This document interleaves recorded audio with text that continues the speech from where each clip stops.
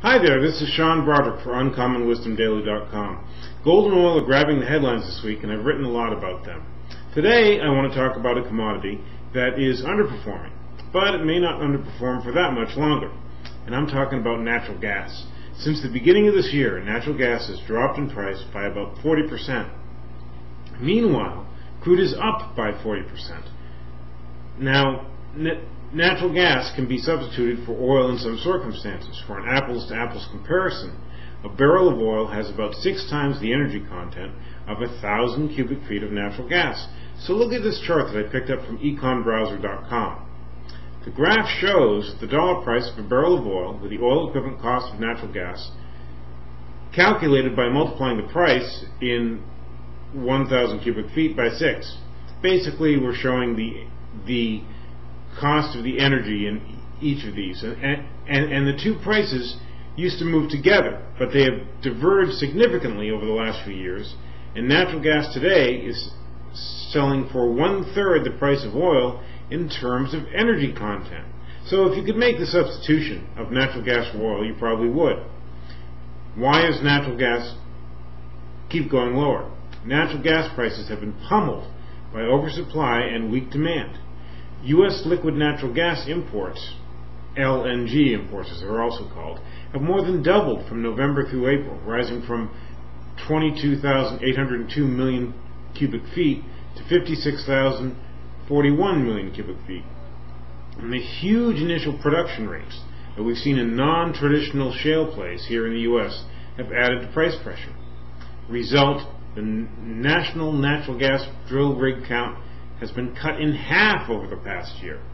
This could weigh on supply going forward. As those rigs come offline, they don't produce any more natural gas. Meanwhile, the cheap price of nat gas is making it a viable transportation fuel. According to NGV America, some 125 transit agencies are now operating over 10,000 natural gas buses on American highways. This trend is expanding, with over 20% of all new bus orders offering natural gas propulsion. Now let's look at a chart of natural gas itself. This is a weekly chart. We can see that natural gas has stopped going lower. Momentum is starting to improve. This is setting up the potential for a rally if a hurricane starts menacing Energy Alley in the Gulf of Mexico. Longer term, I believe that more U.S. buses, trucks, and cars will run on natural gas. So natural gas could be a good play for the long term. But I would not be a buyer of natural gas or the nat gas ETF symbol UNG in the short term.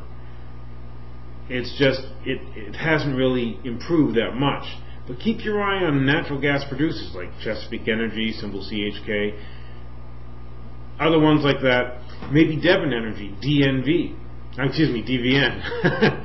These stocks will start moving before nat gas takes off. Indeed, they're already starting to recover. They actually start to look like you could put some money to work there. The choice is up to you. This is just one thing that I want to bring to your attention to keep your eye on, because we like to move into plays before the big money starts to get into these things.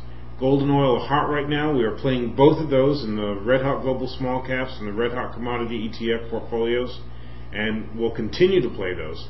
But I like to keep my eye on things that are out of favor right now, because when they come into favor, you can make some big money there. Thanks very much. This is Sean Brodrick for UncommonWisdomDaily.com.